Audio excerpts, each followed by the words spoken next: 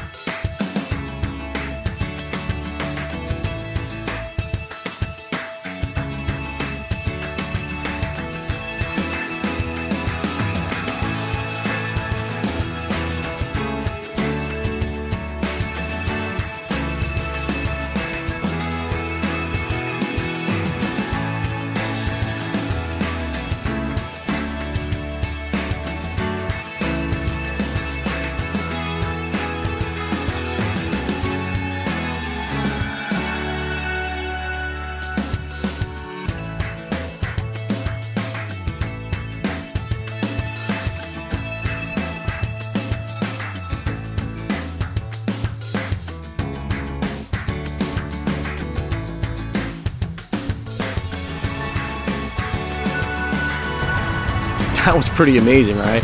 You got Jacob Riis, How the Other Half Lives in New York City, used photography to expose the horrific living conditions in New York City, mainly focusing on children, as you saw in the image there with the three kids in the alley corner there.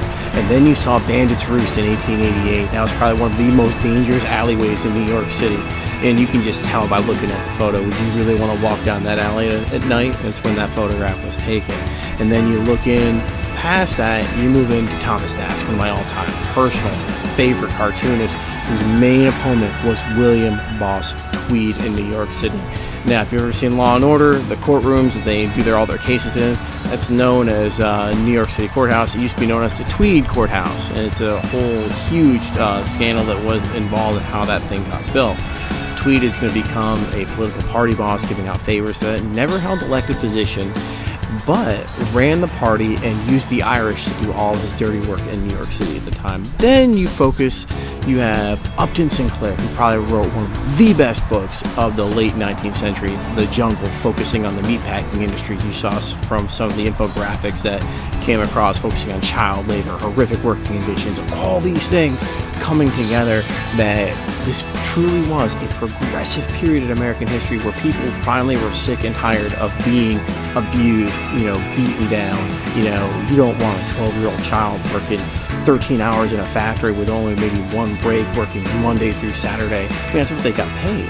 The average job was only paying like, $1 a day. If you had a more dangerous job, say working on building buildings, like working on skyscrapers, double that, maybe $2, $3 a day. It was rough work.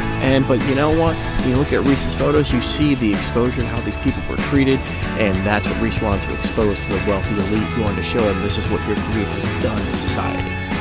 So let's take a look at the political response to what these authors put out there. Let's take a look at Theodore Roosevelt's reaction.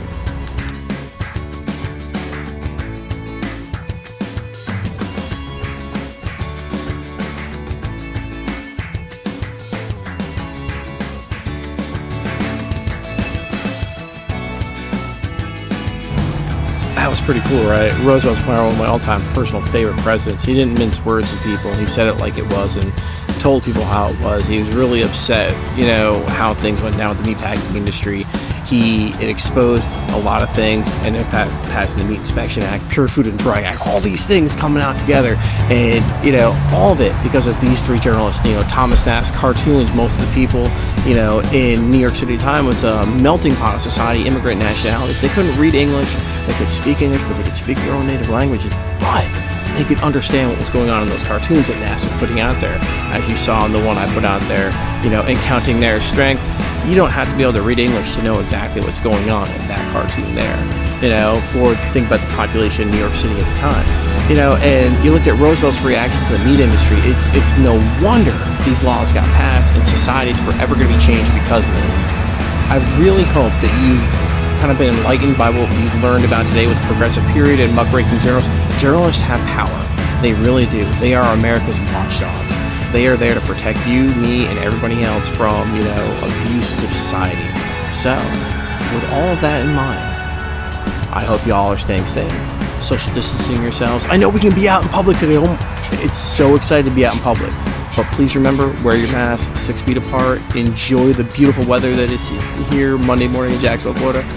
And I'll see you next time on A Moment in History with Mr. Flynn.